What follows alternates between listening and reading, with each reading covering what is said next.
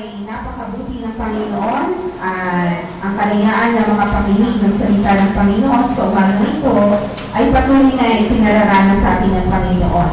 Handa po natin ang ating mga puso, lalong ang ating pakikinig sa salita ng Panginoon na dadalhin sa atin ng ating Pastor Richard de Lara na pinamagatang, What are you doing, Lord?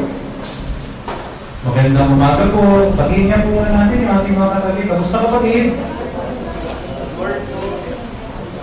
Salamat po at nakasama natin ang isa't isa. Wow, magandang ngiti ni Kuya Ray. Nabis ka namin, Kuya. Salamat at nakasama natin si Kuya Ray. So tayo po ngayon ay dadako na sa ating pakikinig ng salita ng Diyos. Sa binasa ng ating kapatid na si Ate Aiza, ito ay matatagpuan sa Ikalawang Hari, Kabanata 20. Una hanggang 11. Ito po ay pagpapatuloy natin sa pag-aaral sa buhay ni Haring Hezekias. Kung maalala po ninyo, ilang linggo nang nakakaraan ay tinalakay ko rin po ang buhay ni Haring Hezekias. Makikita po natin, babalikan natin, si Haring Hezekias ay isang hari ng Huda. Tandaan ninyo kapag binasa po ninyo ang kwento sa buhay ng mga hari, palagi po yan nakahati sa dalawa. Yung hari sa Huda at yung hari sa Israel. Yung mga hari sa Huda, hindi man lahat sila, but most of them ay mga mabubuting hari. Marami sa kanila, mabubuting hari. Pero lahat nung nasa Israel, lahat ng mga hari doon talagang mga masama. Pero pag pinag-usapan natin yung buhay ni Haring Hezekias, isa siya sa mga mabubuting hari.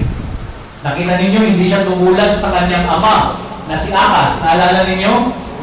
Si Ahaz yung nagpasimula ng pagsamba sa mga Diyos-Diyosan. Nagpatayo siya ng mga templo na ginagamit sa pagsamba sa mga Diyos-Diyosan at sa mga paganong pagsamba. Subalit nung si Haring Hezekias na ang tumayo bilang hari, lahat yun ay kanyang winasa. Lahat yun ay kanyang itinigil. At muli ibinalik niya ang Israel sa pagsamba sa iisa at tunay na Diyos. Walang iba kundi si Yahweh. So yun po yung background, makikita natin dahil doon, pinagtagumpay siya ng Diyos. Ganoon naman ang sikreto, unahin natin ang Panginoon at pararanasan natin yung katagumpayan. Sapagkat sa lahat ng ating gagawin, nakatitiyak tayo, kasama natin ang Panginoon. Isang katangian niya ni Hezekias. Nung siya'y tumayo bilang hari, hinanap niya yung pamumuna ng Panginoon. Kaya naman katagumpayan yung pinagkaloob sa kanya ng Diyos. Subalit dito ay nasubok muli yung kanyang pagtitiwala sa Panginoon. Katulad po natin, may mga pagkakataon na naranasan natin yung katagumpayan galing sa Diyos. Natatanggap natin yung mga biyaya. Isang masaganang buhay, isang pinagpalang buhay galing sa Panginoon sapagkat ang ating Diyos ay mapagpalang Diyos. Subalit may mga pagkakataon sa buhay natin bilang mananampalataya, tayo po ay dumadaan sa mga pagsubok. May mga bagay po, tandaan po ninyo ito, yung prinsipyo nito, may mga bagay na hinahayaan ng Diyos na mangyari sa atin. Hindi siya nagbigay, subalit hinayaan niya o pinahintulot ng Panginoon. May mga bagay din mismo na ang Diyos ang nagbibigay. Ba't naman ganun, Pastor Richard? Akala ko mabait ng Diyos at lahat ay pawang mabubuti lamang ang kanyang ibinibigay. Ano ba konsepto ninyo patungkol sa mabuti? Kung pag-uusapan ng pagiging mabuti, ang Diyos ang nakakaalam kung ano ang mabuti. To the point na minsan yung mabuti sa Diyos, hindi mabuti sa atin. Pero tandaan po ninyo, yung soberenya ng Diyos. Lahat ng bagay na nangyayari sapagkat yun ay niluloob ng Diyos. At kung yun ay niluloob ng Diyos, maniwala po tayong mabuti yun para sa atin. For God works for the good of those who love Him. Ang Diyos ay gumagawa sa ikabubuti ng mga taong nagmamahal sa Kanya. Sa ikabubuti nating mga anak ng Diyos. Parang hindi naman mabuti, Pastor Richard, yung nangyayari sa atin. Magtiwala po kayo. Kung ang Diyos ang nagbigay niyan, Kung hinayaan ng Diyos na dumaan kayo dyan sa pagsubok na yan, at tiwala po kayo na ang layo ng Diyos ay mabuti para sa atin. But there are times na tinatanong natin, katulad ng mensahe na ibibigay ngayon, yung katanungan ito, what are you doing, Lord? Panginoon, alam mo ba kung ginagawa mo? Panginoon, kung hinayaan mo mangyari ito, bakit mo naman kasi hinayaan? Alam mo naman na hindi maganda. Alam mo naman na hindi ko magugustuhan. Alam mo naman na mahihirapan ako kapag pinahintulot mo to. Bakit mo pinahintulot pa rin na mangyari? Dumana ba sa atin yung katanungan tulad nito? Maaaring hindi natin hayag na binabanggit. Alam niyo, katangian natin, we are not like slides, no? Katangian ng mga Hudyo, kapag sila ay mayroong bagay na hindi naunawaan sa Diyos, kanilang malayang nasasabi yun sa harap ng Panginoon. Basahin niyo ang aklat ng mga awit. Basahin niyo yung buhay ni Haring David. Kapag meron siyang dinadaanan na mabigat, ano man yung kanyang nararamdaman, yun ay kanyang binabanggit. Yun ay kanyang ipinapahayag sa Panginoon, hindi niya yung tinatago. Hindi ko sinasabing magreklamo tayo sa Diyos. Pero minsan nananahimik tayo. Pero yung laman ng ating puso ay punong-puno ng paghihinagpis at pagreklamo sa Diyos. Tandaan natin, kung ano yung laman ng puso natin, lalabas yan. Kahit hindi hayag na banggitin natin sa Panginoon na tayo tumututol sa Kanyang kalooban, minsan kung paano tayo makitungo sa Diyos, kung paano yung pag-uugali natin sa harap ng Diyos, lumalabas kung anong uri ng puso meron tayo. Mga kapatid, tuklasin natin ngayon yung kahalagahan ng pagtitiwala sa Diyos sa kabila na may mga bagay na hindi tayo lubos na unawaan. Sabi mo nga sa katabi mo, kapatid, kaya mo bang magtiwala sa Panginoon sa kabila na hindi lahat ay yung naunawaan? Kailan tayo nagtatanong patungkol sa kalooban ng Diyos? When was the time we tend to question God's will? First, we question God's will when God's plan is difficult. Kapag ang plano ng Diyos ay napakahirap para sa atin. Ang hirap sundin, ang hirap unawain, Panginoon, paano ako susunod? Dito humanap si Haring Hezekiah. Malinaw ito ang plano ng Diyos. Ito ang kalooban ng Diyos para sa kanya. Verse 1. Nang panahon yun, si Haring Hezekiah ay nagkasakit ng, tandaan ninyo, hindi ito aksidente. Ano yung pagkakasakit niya? Mapapansin natin kapag ating binasa na ito ay niloob ng Diyos para sa kanya. Na siya ay magkaroon ng isang malubhang karamdaman na maaaring makapagdulot sa kanya ng kamatayan.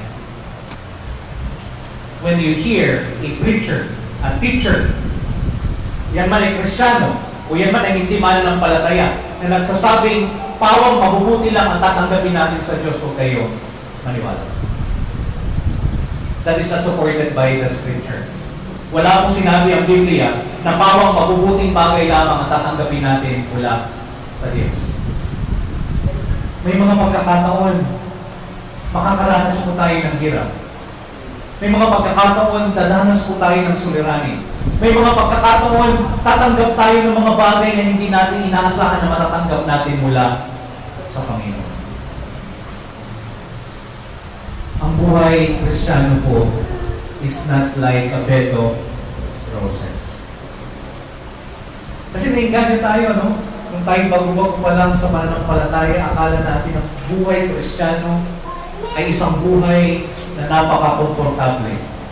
Isang buhay na pakangarapin mo, hahanap-hanapin mo.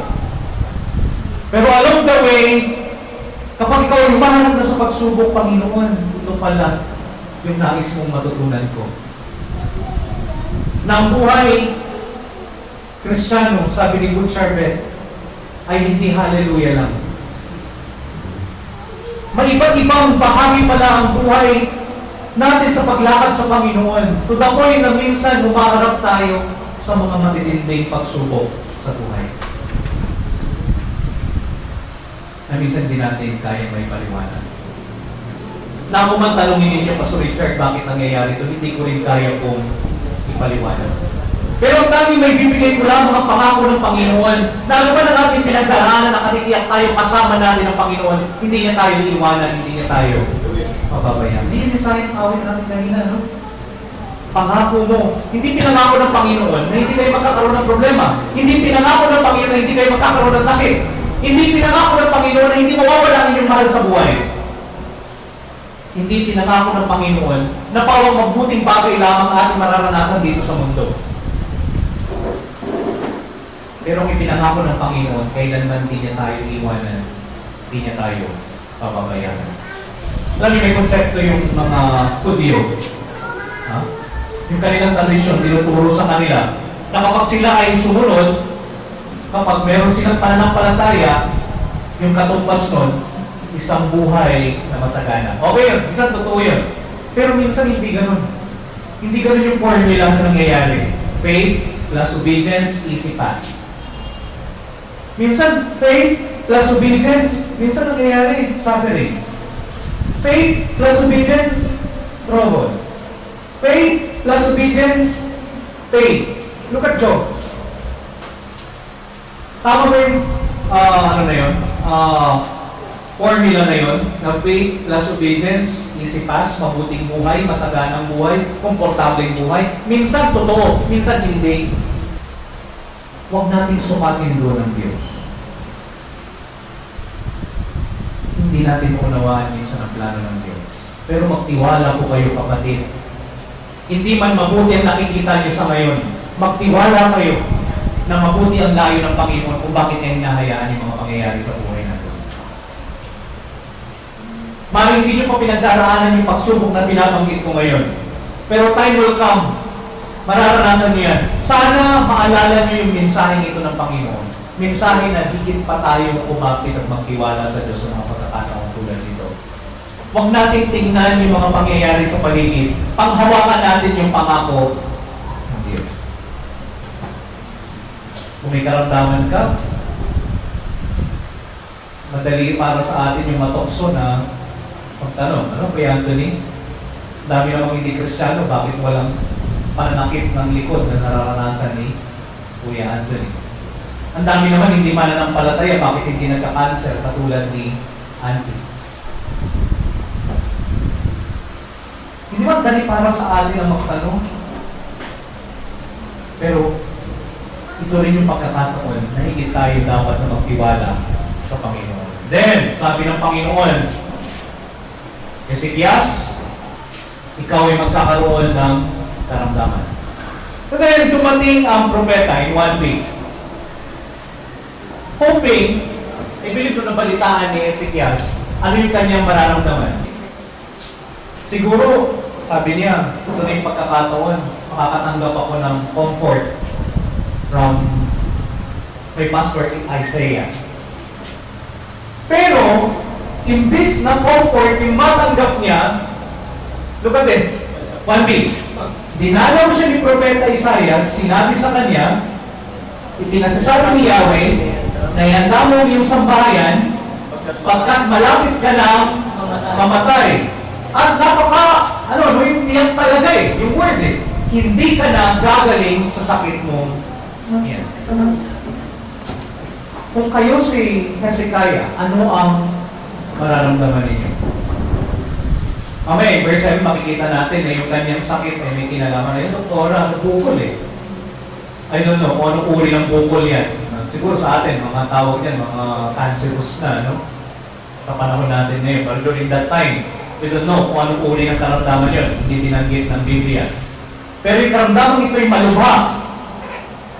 At sabi ng Biblia, look at the word, ipinasasabi ni Yahweh. Alam niyo, sa Bible, kapag narinig niyo yan, yung katanungan, thus saith the Lord, ipinasasabi ni Yahweh, parang ang Diyos na rin mismo ang nagsalita.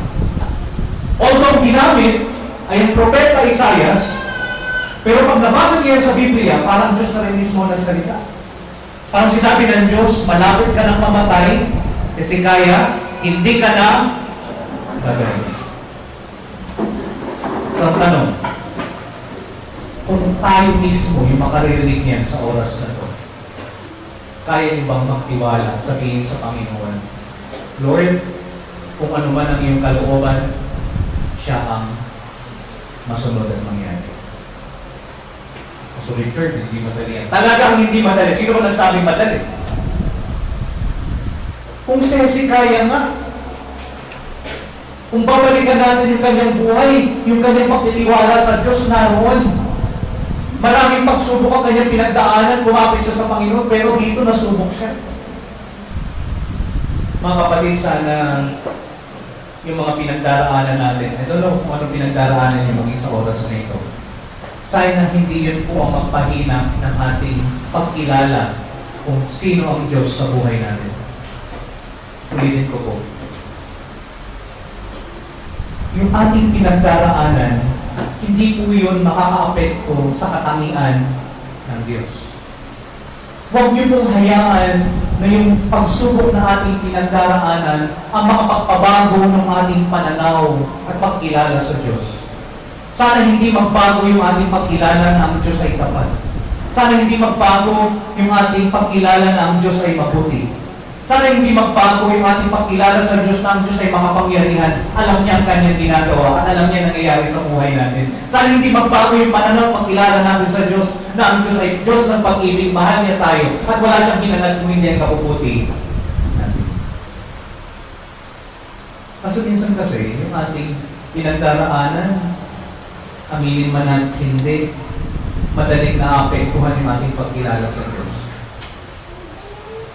Na kapag ako'y walang problema, kapag ang aking katawan ay malusog, kapag marami akong pera, ang Diyos ay mabuti, ang Diyos ay napakadakila at kahanga-hanga ang kanyang gawa.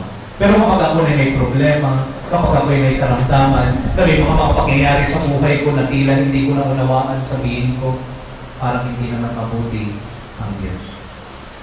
Sana mga kapatid, tiyakin po natin, ano man yung ating pinagdaraanan, hindi ito magtungo doon to the point na questionin natin yung katangian ng Diyos sa buhay ng bawat isa sa atin. Malinaw ang kalooban ng Panginoon. Hindi madali, pero malinaw. Sabi ng Panginoon, malapit ka ng mamatay, hindi ka na gagaling. Ewan ko ba, sa atin kasi pag pinag-usapan ng kamatayan, hindi magandang bagay yun eh.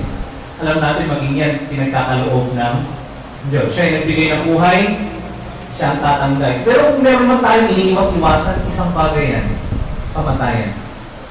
Lord, alam ko, mamamatay lahat, pero huwag naman muna. Ngayon. Ako na nila, di ba? Lord, maliit pa si Jen. Gusto ko naman lumaki-laki pa. Gusto ko naman magpinata pa. Okay. Gusto ko naman, naranasan ko pa kung paano manligaw si Sam. Hindi siguro ninong alam, gusto ko pa makita si Cherise habang nagpapalirina. Ayaw natin. Alam natin magyayari ang kamatayan. Pero kung meron na tayong iniwas-iwasan, yan, isang bagay na yan. Sino ba gusto? Sino gusto mamatay na? Wala. No? Wala ko gusto sa atin eh. Wala nakita. Kung meron pang plano ang Diyos na mahirap para sa atin, yan yun. Sinabi ng Panginoon, kukunin ko na ikaw o kaya isa sa iyong mahal sa buhay ko, huwag naman. Baka nagbibiro pa lang, baka hindi naman yan talaga ang plano mo para sa amin. Hindi ba mahirap? And we will start to ask, Lord, tama ba ang kalooban mo? Pero si Paul, natuklasan niya yun, isang isa sa katotohanan na yun. Nung binanggit ni Pablo, sinabi niya, for me, to live is Christ, and to die is gain. Mga kapatid, hindi ko kawalan ang kamatayan sa ating mga Kristiyano.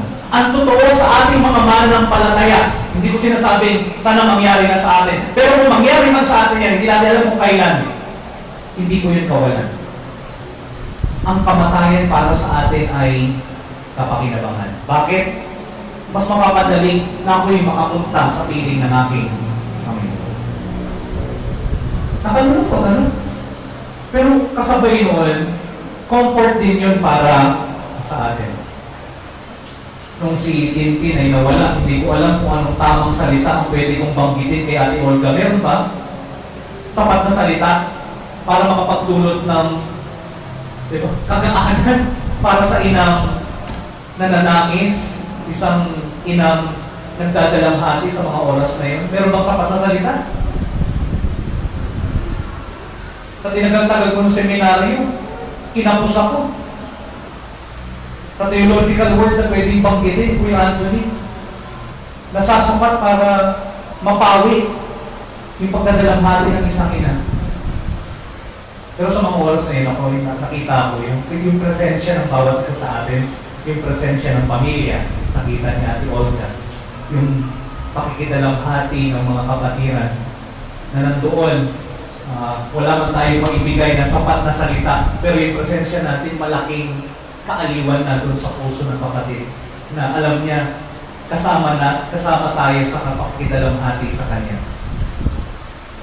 At habang nakaririnig siya ng mensahe ng Panginoon, unti-unti nakita ni Ate Olga, yes, nakalulungkot para sa atin, pero para kay Tintin, mas mabuti na yung kalagayan niya ngayon kesa sa kalagayan natin. Bakit? Doon na siya sa piling ng Panginoon. Sabi ng Ecclesiastes, sabi ng mga ngaran, may panahon sa pagluha, may panahon sa pagtawa. Wala naman ang bagay na ubos eh. Luha nga, nauubos din. Pero ang mahalaga, ano man ang mangyari sa buhay natin, nakatitiyak tayo sa Panginoon tayo papunta. Mahirap yung mawala yung ating mahal sa buhay, hindi natin alam kung nasaan ngayon. Pero mahirap eh. Kasi alam ko, sabi ng Biblia, kung wala silang relasyon sa Panginoon, nakalulungkot man, ayaw man natin mapakinggan, alam natin wala sila sa Panginoon. Kaya ganun na lamang yung pagnanais natin eh, nagawin ang lahat ng kapamaraanan upang ang buong sambahayan natin mailapit sa Diyos na kung datnan man tayo ng kamatayan, sino man mauna sa atin nakatitiyak tayo ay nasa Panginoon. Parang Hezekiah, sana kung naunawaan nito na Hezekiah, nung sinabi sa kanya, mamamatay ka Panginoon kung yan ang kalooban mo. Alam ko hindi madali, pero alam ko yan ang mabuti mangyari kung ano man ang kalooban mo. Dapat ganoon eh. Pero hindi madali para sa kanya. Bakit? Kasi pumasok na sa kanya yung takot. Ano yung pangil? Diba? Sabi ni Paul, where, O death, is your sting? May pangil yan eh. Yung kamatayan may pangil yan sa atin. Una yung pangil ng kalungkutan. Palagi pag may nawawala, kalungkutan ang dulot niyan sa atin. Isa yan sa pangil ng kamatayan. Pangalawang pangil, yung takot. Kaya kung meron tayong kinakatakutan, yan yung kamatayan. So we tend to question God's will when God's plan is difficult. Pangalawa, when God's people are afraid. Alam niyo yung takot, nakaka-paralyze yan. Kapag tayo natatakot, may mga bagay na nagagawa tayo na hindi natin alam kung bakit natin nagawa. Minsan kapag takot tayo, may mga desisyon tayong nagagawa na dapat pala hindi natin ginawa. Kaso pinangunahan tayo ng takot. Minsan kapag tayo natatakot, may mga bagay na nababanggit tayo sa harap ng Diyos kaya dapat hindi natin nabanggit. Tandaan ko rin yung mga kapatid, may magandang ginawa si Hezekiah dito sa talata natin. Ha? Hindi ko sinabing lahat ng ginawa niya mali. Pero himay-himayin natin.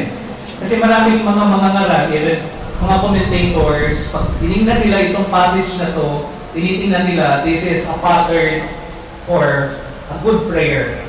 Isang pattern daw na magandang pananalangin. Pero pag inyong nilihim-lihim, di ba, pinasa ng maayos yung talata, may mga bahagi doon na hindi maganda. May bahaging maganda sa pananalangin ni Hezekiah, may mga panalangin din na hindi maganda doon. Okay, tingnan natin. Ito yung panalangin niya, verse 2. Bumaling si Hari Hezekiah paharap sa dingding at alam ko rin yung narinig niya, yung isang masamang balita Mamamatay ka na at hindi ka nagagaling. Alam ninyo, napakaganda ng unang hakbang na kanyang ginawa. Ha? Isa ito sa pinakamagandang hakbang. Kapag merong dumating sa atin, pagsubok man yan, bagoy man yan na hindi natin inaasahan, napakasamang balita, ito yung napakagandang gawin natin bilang mga mananampalataya. Tularan natin dito sa Hezekiah. Ano yun? Sabi niya, bumaling si Haring Hezekias, paharap sa dingding at the right response is to pray. Tandaan po ninyo ito. Ito yung una at huli. Yung iba kasi yung pananalangin, huli na lang, no? Diba, parang kapag may mga nasunugan, wala na po kaming magawa, nasunog na yung aming bahay, yung aming mga ari-arian, wala na po kaming nagawa kung hindi ang panalangin na lang. Nung nasunog na lahat, tsaka nanalangin. Parang last resort yung pananalangin. Pero sa ating mga Kristiyano, unang hakbang, tandaan po ninyo, huwag ninyong kalilimutan, ano ba nang mangyari, dapat ang unang hakbang na ating gagawin ay manalangin. The right response is to look for our shepherd, to look for our defender, to look, diba, unto the Lord, sabihin, Panginoon, hindi po namin alam ang gagawin sa sitwasyon na to, kailangan po namin ng tulong. Sabi mo sa kanluhan, minsan yung 4-letter word na yan, ang hirap banggitin. Ano? H-E-L-P. Help.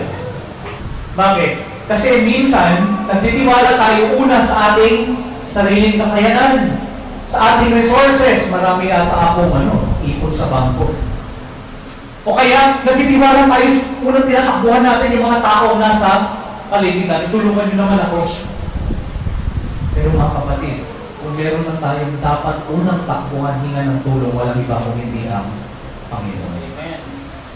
Okay, patuloy tayo sa prayer niya, ha? Verse 3a. Basahin natin. Pagkaroon mo ako, Yahweh, yaman ako, gabay sa taas sa iyo. Kung puso mong ginawa ang lahat ng bagay ayon sa iyong kalooban, at nakataroon siya sa makikiling kalooban. Tingnan natin. This is the prayer. Imayin natin kasi baka minsan, ganito rin yung nilalaman ng ating panalangin. Kaya pala, ang pananalangin at ang salita ng Diyos hindi nag-iwalayan. Dapat yung panalangin nyo nakabase sa salita ng Diyos. Alam ninyo, kapag ang panalangin hindi na ayon sa kalooban ng Diyos, kapag hindi na yan bumabagay sa salita ng Diyos. Huwag kayong mananalangin ng taliwas sa sinasabi ng Biblia. Tandaan ninyo, anong nilalaman ng isang epektibong pananalangin? Ang isang epektibong pananalangin dapat magsisimula sa isang mababang puso. Hindi pwedeng panigan ng Panginoon, kalugdan ng Panginoon ng isang pananalangin na may halong pagkamataas. Tandaan mo ninyo yan. Ang isang panalangin na kalugod-lugod sa pandinig ng Panginoon, yung panalangin inilapit ng may kababaan ng puso. Tingnan natin, ha? Ganda na simula. Sabi niya, kahabagan mo ako, Yahweh. Totoo yan.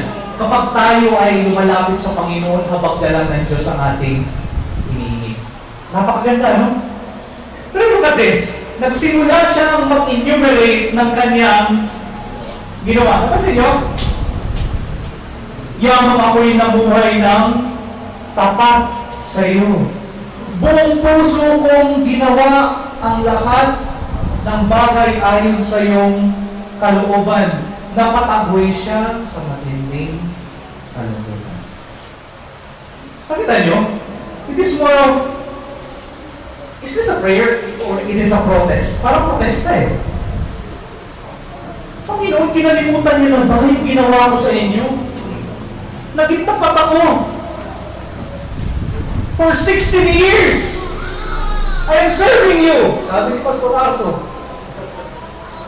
Panginoon, kinalimutan ko ang profession ko. Pwede kong sabihin, para pastor lang. Ang dami kong sinakripisyo, Panginoon. Bakit niyo hinayaan? Lord, tapat naman ako magbigay ng tithes. Panginoon, aircon sa church, dinawin ko naman yan. Kabaliktaran si Job, ano? Nung si Job dumanas, wala may marinig na ganyan. Although meron din siya pwedeng ipagmalaking tulad niya. Nakita niyo siya, ano yung word na lumabas sa bibig niya, Pastor Ars? Paano kung lumabas ng hubad? Kasi nakukunan ng aking ina, hubad din ako. Babalik sa Diyos. At sabi ng Panginoon, hindi nagkasala si Job sa kanyang tinuran. Pero look at this. Kapalagay niyo, hindi nagkasala si Hezekiah doon sa panalangin binanggit niya. Pag hindi tayo naging maingat, kapag tayo dumaan sa isang bigat-bigat na pagsubok, napaka-nipis lang ng pagitan na tayo ay nananalangin pa kaysa tayo ay nagreklamo sa harap ng Diyos. Napakaliit lamang na pagitan ng langit na lang ang tukso na natin, no? Hindi na tayo mapanti. Nakasaksi tayo. Buti na lang ako naniniwala malaking tulong yung paalala ng mga kapatid, diba? Paalala ni Pastor, siyempre yung mensahe ng Panginoon na naririnig ni Auntie. Pero during that time, masisisi niyo ba si Auntie? Kung meron mong panahon na masarap, magreklamo, yung mga panahon na tulad mo. Pero yun din ang pinakamasarap na pagkakataon na tayo magpasalamat sa Diyos. Yun ang totoong pagkasalamat. Yun ang totoong pagpupuri.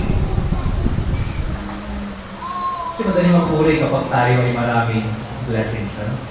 Pero ang totoo kayang pagpupuri yun. Pero kapag kayo ay humaharap sa pagsubok, pero kaya nyo pa rin magpuri galing sa puso, doon lumalabas yung tunay na pagpupuri. Napakagway siya sa matinding kalungkutan. Alam niyo sa prayer, mahalaga to. May mga panalangin na kailangan tayo ay tumagway. Even Jesus wept, ano? Sa pananalangin, yung nilalaman ng ating puso, huwag kayong matakot na ihayag sa harap ng Diyos. Alam niyo naman yung nagtatapat kayo sa nararamdaman ninyo, alam niyo naman kung nag-rebelde kayo sa Diyos eh. Ako'y naniniwala kung may takot kayo sa Panginoon, hindi kayo mag-rebelde sa Diyos. Pero alam ninyo kung kailan nyo nilalabas yung inyong damdamin sa harap ng Diyos ng buong pagtitiwala at diba? Merong katapatan sa harap ng Diyos. Siguro isang halimbawa na si Jesus para sa akin. Even Jesus, nung siya ay pumarap sa Panginoon, mamaya talakayin natin kung anong uri ng panalangin yung pinanggit ng Panginoon. Pero tandaan ninyo sa pananalangin, palaging tinitingnan ng Diyos yung layo ng ating puso. Santiago 4:3. Kung iniman kayo, wala rin kayong matatanggap, sapagkat masama ang inyong layunin. Humihingi kayo upang gamitin sa... Tandaan ninyo it is not what we pray. Kung hindi yung nilalaman ng ating puso, yung layo natin habang tayo ay nananalangin. Look at, kasi kaya, Lord, hindi niyo ba nakita kung anong ginawa ko? Kumpara niyo naman ako, Panginoon, sa mga hari na una sa akin, mag-isa aking ama. Napakalayo naman ang diferensya ko, Panginoon. Bakit naman mangyayari ito? What is the question? I preach already this kind of questions. Even Psalm 73. Nung kinumpara ng salmista yung kanyang sarili sa mga makasalanan.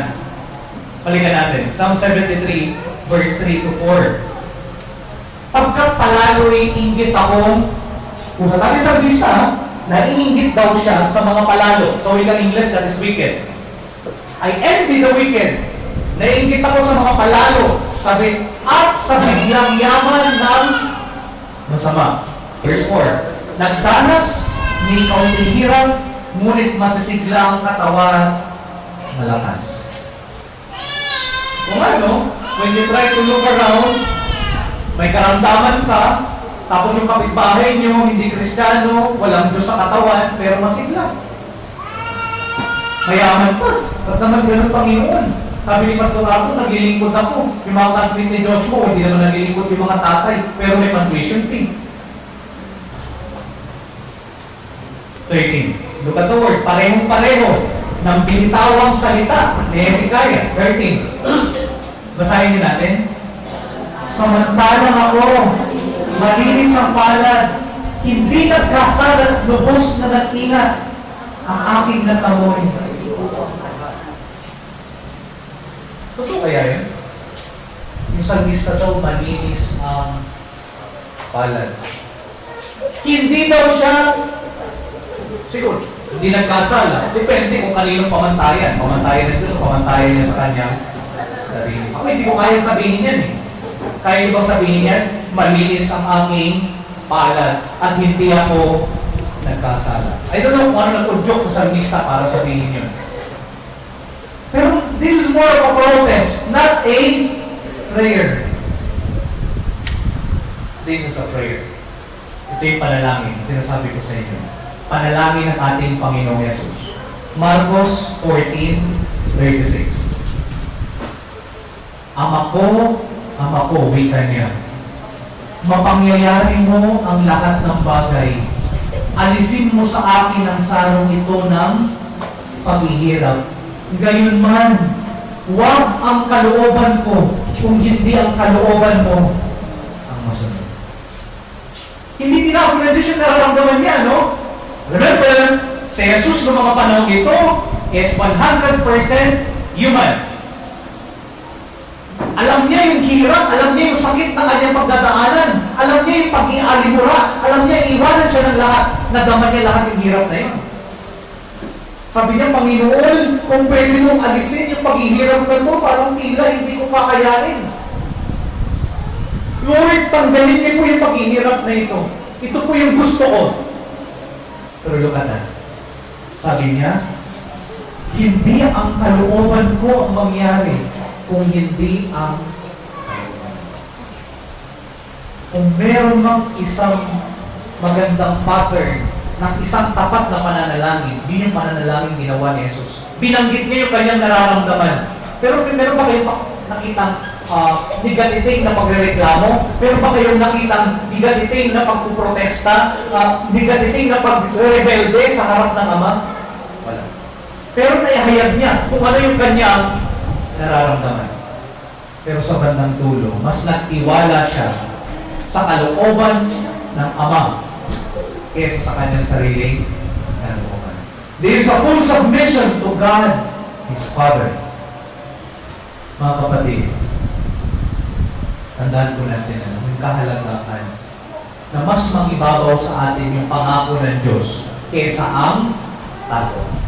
Kasi kapag nagibabaw ang takot, madali sa ating magtanong patungkol sa kalooban ng Diyos. We tend to question God's will when we are afraid. Pangatlo,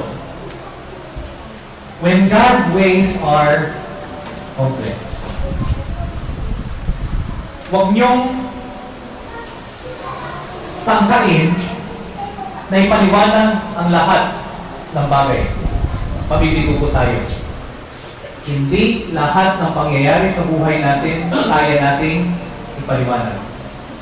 Maging ang Bible, hindi tinangkang ipaliwanag ang lahat.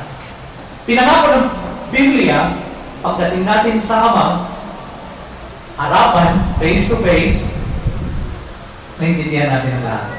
Pero dito sa mundo, habang nandito tayo, may mga pangyayaring maaaring maunawaan natin, may mga pangyayaring hindi natin maunawaan. Kaya nga doon lalabas yung salitang pananampalataya. Yung maniwala tayo, kahit may mga bagay na hindi tayo naunawaan. Maniwala tayo kahit sa mga bagay na hindi natin nakikita. Manampalataya tayo sapagkat ipinangako ng Diyos. Did God change His mind? Akala mo ba God does not change? Ano ang ganda nitong talakayin kapag sa ating leadership, ano kuya mo? God does not change. Pinag-aralan natin, isang katangian ng Diyos, He is immutable. No? Hindi siya pwedeng magbago. Pero bakit dito parang nagbago? Sabi niya, mamamatay ka. Tiyak yan. Hindi ka nagagaling. Pero ilang talata lang, gumaling si Hezekiah. Nagbago kaya ang isipan ng Diyos? Diba? God's ways are complex. Baka pag nabasa nyo, tinanong nyo sa akin, mag-iisip na naman ako, man. Si Kuya Alan pa naman, pag nagtanong yan, o pag-iisip ka agad eh. Sabi ko, alam ko, sabi ni Pastor, hindi nagbabago ang Diyos. Hindi nagbabago ang isip ng Diyos. Pero bakit dito nagbago?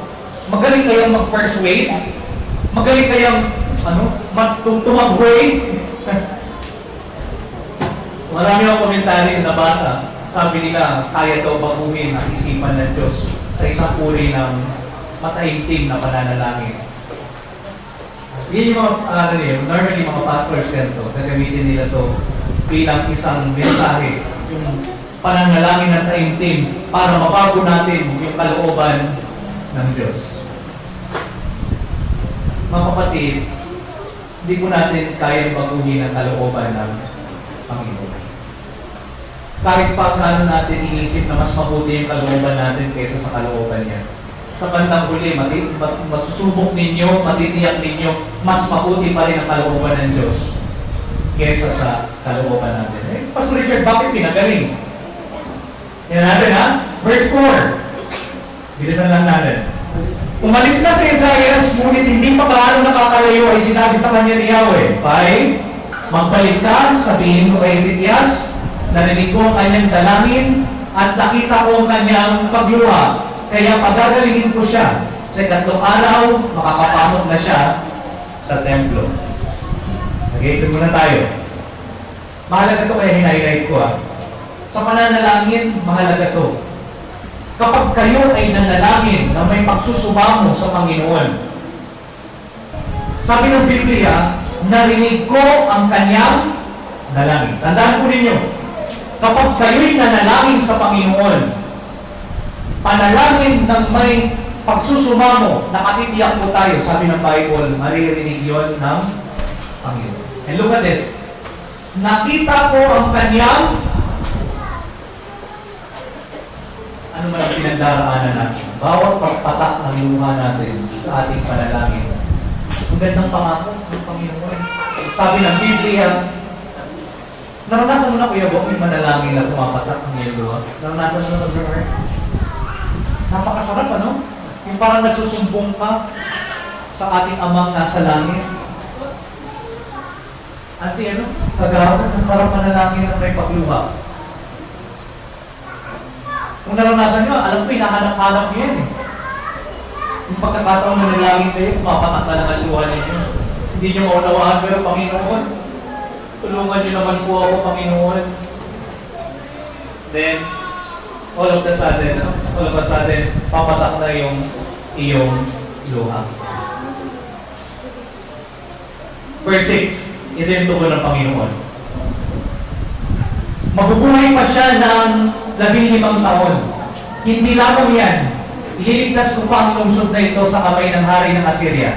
Ipagtatanggol ko ito para sa aking kapakanan, alang-alang sa lingkod kong si David. Tila na bago. Maliwanag kanina yung binanggit, Sabi ng Panginoon, malinaw. Magkakasakit siya ng malubha, at sabi doon, siya'y mamamatay at hindi na gagaling. Then all of a sudden, sabi ng Panginoon, mabubuhay pa siya ng 15 taon. Okay, tandaan niyo ito. Kaya mahalaga yung binabasa niyo yung context, Pag dito niyo binasa, parang sinabi niyo, binago ng Diyos ang kanyang kalooban. Hindi nagbabago ang kalooban ng Diyos. Ang kalooban talaga ng Diyos para kay Hezekiah ay yung makasama na siya sa piling ng Panginoon. Na hanggang doon na lang. Okay? Hezekiah, sapat na yung ginawa mo, hanggang dito na lang ang buhay mo. Pero pinagpilitan ni Hezekiah. Tandaan yung prinsipyo na to. May mga bagay na niluloob ang Diyos para sa atin. Pero may mga pagkakataon mapilit tayo. Pinagpipilitan natin na yung gusto natin ay mas higit na mabuti kaysa sa gusto ng Diyos. At minsan, para magsilbing pagtuturo na rin ng Diyos para sa atin, ibibigay niya yung ginugusto natin. Hindi dahil sa iyo ang kalooban ng Diyos para na mabuti para sa iyo, pero gagamitin ng Diyos yun para matuto ka. Ginugusto mo yan, ibibigay ko sa iyo, pero sa bandang huli, malalaman mo, saan hindi mo na lang pinanalangin yung bagay na yun. Kaya magpasalamat kayo kung may mga panalangin kayo ibinigay ng Diyos. Kasi kung lahat ng panalangin natin ibinigay ng Diyos, may mga panalangin na nilapit tayo sa Panginoon, ipinahamak natin. Isa ito sa panalangin na ipinahamak ni Ezekias. Kasi yung 15 taon, tandaan nyo ha, pag binasa nyo, dito sa 15 taon na to, unti-unti siyang lumayo sa Diyos. After this, makikita nyo, iimbitahan niya yung mga taga-Babylonia. Makikita nyo? Basahin nyo. Iimbitahan niya yung mga taga-Babylonia, pagyayabang niya yung lahat ng kayamanan sa kanyang kaharian. Yun ang naging dahilan. Sabi ng taga-Babylonia, maraming kayamanan ang Israel, sakupin natin. Dito makikita ninyo sa 15 taon na to, ipapanganak niya yung kanyang anak na magiging isang napakasamang hari. Ang pangalan si Manasseh. Sana kung namatay na siya, hindi niya na pinanganak to si Manasseh. Ito si Manasseh, di ba? Si Ezekias, sinunog niya lahat, winasak niya lahat ng may kinalaman sa pagsamba sa Diyos-Diyosan. Pinalik lahat yan ni Manasseh. Napakasama ng hari nito, yung anak niya. Isipin, yung sarili niyang anak, inihandog niya. Lahat ng kasuklam-suklam sa paningin ng Diyos, ginawa ng hari na to. Kaya pala siguro sinabi ng Panginoon, Hezekiah, hanggang dito ka na lang. Kasi nakikita ko, hindi maganda yung susunod na 15 taon pa sa buhay. Hindi, Lord. Pagsisilbihan pa kita eh. Bigyan mo lang ako ng buhay pa. Lord, I will give glory to your name. Yun na, glory na. Napakalimitado. Maaaring sincere yung desire niya na maglingkod sa Diyos. Pero alam ba natin yung puso natin? Napakasinungaling ng ating puso. Pero ang Diyos alam niya kasi. Alam niya yung ngayon, alam niya yung nakaraan, alam niya yung mangyayari sa hinaharap. Mas alam niya kung ano yung mas mabuti. Huwag natin sabihin sa Diyos, ito ang mabuti Diyos. Kasi mas alam ng Diyos kung ano ang mabuti para sa atin. 2 Chronicles 30-25. Ito yung sinasabi ko. Dahil sa 15 taon na naidagdag sa buhay ni Hezekiah, ito ang nangyari sa kanya. Hindi niya kinilalang utang na loob ang nangyari sa kanya. 15 years, ha? Hindi niya pinagpasalamat sa Diyos. Naging palalo siya, kaya naman pinarusahan siya ng Diyos. Nadamay pa pati ang Buddha at ang kasi yung prinsipyo ng Bible, kapag ang Diyos nagbigay ng blessing, walang kasama sumpa. Kung ito kalooban ng Diyos, nabigyan pa siya ng 15 taon. Dapat yung 15 taon na yun, 15 taon ng pagpapala at paglilingkod sa Diyos. Pero hindi. Kaya pala, sabi ng Panginoon, thus saith the Lord, mamamatay ka na at hindi ka nagagaling. Hindi dahil sa masama ang Diyos, kung hindi yun ang mas mabuti para kay Ezekias. Ang ganda ng simula, kaso natapos ng pangit. Sana ang ganda na, no? Ang ganda ng simula niya, natapos siya ng maganda dahil kahit namatay siya, natiwala siya sa Diyos. Nakita niyo, kahit pinakamabuting hari, yung kalikasan natin tao, pwede tayong bumagsak. 7. Pagbalik ni Isaias kay Ezekias, sinabi niyang gagaling ito. Iniutos niya sa mga katulong sa palasyo, magdiktik kayo ng igos at itapal niyo sa bukol ng hari. Bukol, ano? Okay, verse 8. Look at the word again. Itinanong ni Ezekias kay Isaias, ano ang palatandaang ibibigay ni Yahweh na ako ay nakita niyo kawalan ng pananampalataya? Ang isang tao, walang pananampalataya, palaging makakahanap ng palatandaan. Lord, sa'yo naman, no? Kasi yung prinsipyo ng Bible, hindi kasi nagbabago yan eh. Do not be equally yoked with unbelievers. Minsan parang sama namin, Pastor, kapag sinasabi namin huwag kayo makipamatok sa hindi mananampalataya. Yung bait-bait, Pastor eh. Kapag bigay, close ni Mami. Diba? Ganito po. May habol lang, ganda pa. Minsan, wala naman magawa talaga eh kapag pinagpilitan, ano? Dadali ko naman sa church, Pastor. Alagaan ko ng pananalangin. Sige, mapilit ka eh. Pero taliwas naman yan sa kalooban ng Diyos. Sabi ng Diyos, huwag kang makipamatok sa hindi mananampalataya. Pinagpilitan mo yung gusto mo. Binigyan naman ng Diyos. Wala naman magawa ang Diyos kung ginusto natin minsan eh. Katulad yung isang kapatid namin sa Kanlungan. 7 or 8 years ago, may isa kaming kasama sa Kanlungan. She's also a teacher ngayon. During that time, siya ay nagdesisyon na magpakasal. At yung kanyang pinakasalan ay isang pulis na matulis na hindi Kristiyano. At isang salita lang yung narinig niya from Pastor Roach during that time. Naalala ko pa yun. Hindi ko na mapangkitin yung pangalan. Anak! Pulis yan. Hindi pa Kristiyano. Mag-ingat ka, anak. Pero magagawa ni Pastor. Ikakasal na. Sa madaling salita, nangyari, kinasal, ngayon sila ay nagkatuluyan. Ito na. 2 days ago, Ate Agnes. Nakita si Ate Agnes. Kamusta? Kapatid? Kamusta?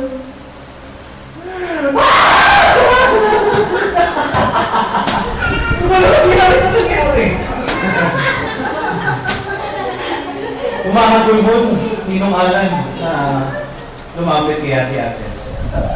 Alam niyo yung word na lumabas? Tama si Pastor. So, hindi naman dahil sa tama kami. Ako naniniwala dahil tama yung pinapangaral namin mula sa salita ng Diyos. Kami maaaring magkamali, pero ang salita ng Diyos hindi pwedeng magkamali. Iniwanan siya ngayon ng kanyang asawa. So, yung kanyang anak, meron siyang isang anak, sa tinataguyod niya na mag-isa ngayon.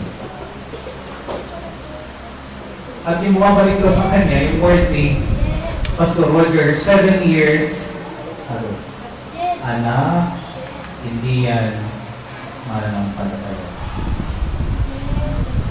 Maraming pagkakataon pa ganun. Pinipilit natin minsan yung ating gusto. Na para bang yung kalooban natin mas mabuti kaysa sa kalooban ng Diyos. Na minsan parang kontrabida ang Diyos.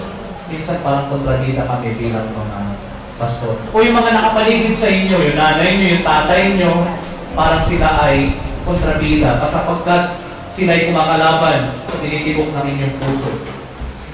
Pero sa bandang dulo kasi, sino pang dadamay sa atin? Di ba pamilya rin natin? Pag nalulugo kayo, kukulod sa inyo, Panginoon din naman. Ano pala tandaan? Look at the word. Doon mo makikita hindi na tama ang puso ni Hezekias. Then, verse 9. Sinabi ni Isaiah, alin sa dalawang palatanda ang ibig mo? Ang anino'y bumaba o umahas ng 10 baitang? Verse 10. Sumagot si Hezekias, madali sa anino ang bumaba ng 10 baitang, ngunit mahirap ang tumaas ng ganon. Nanalangin si Hezekias at ang anino'y tumaas ng 10 baitang sa hagdanan ni Ahaz. Pakita niyo yung grace ng Panginoon. Humingi ng palatandaan, ibinigay naman ng Diyos. Sige, para masunod lang yung gusto mo, suportahan ka. Ano ba mahirap? Yung umakyat o bumaba? Diyan, mas mahirap daw yung tumaas. Ano? Pero dun sa wikang English, kapag binasa niyo, mas mahirap yung bumaba. Yung translation ng ating Tagalog, napakalayo. Baliktad! Pastor Mark. Kaya huwag tayo minsan. Hindi ko sinasabi mo binabasahin yung Bible ng Tagalog.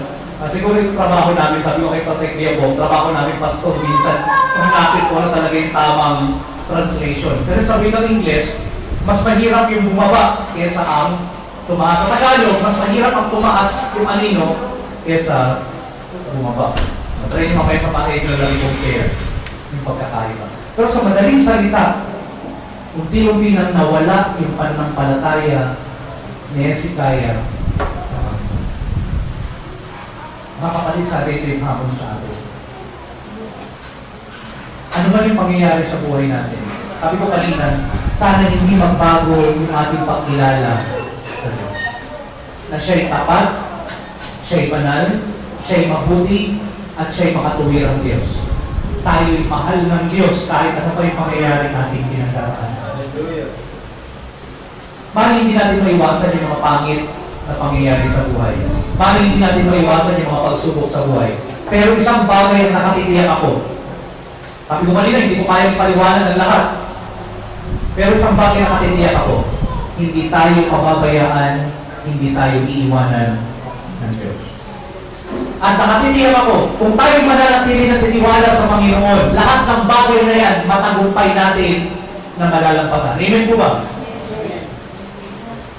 1 Corinthians 13, assurance of victory. Wala pang pagsubok na pinagdaanan ko na hindi pinagdaanan ng lahat ng tao. Tapat ang Diyos. Hindi na pahintulot na dumaan kayo sa isang mahigpit na pagsubok. At dumaan man kayo, siya rin na magbibigay ng lakas sa inyo upang mapagtagumpayan. Nakita niyo yung pangako ng Panginoon? Hindi niya sinabi wala kayong pagsubok. Sinabi niya, may pagsubok kayo, pero mapagtatagumpayan niyo yung pagsubok na yan, sapagkat kasama niyo ako kakaharap sa mga pagsubok. So, layon sa atin ng Panginoon ng isang pusong handang magtiwala na ang kalooban ng Diyos ang mabuti para sa atin.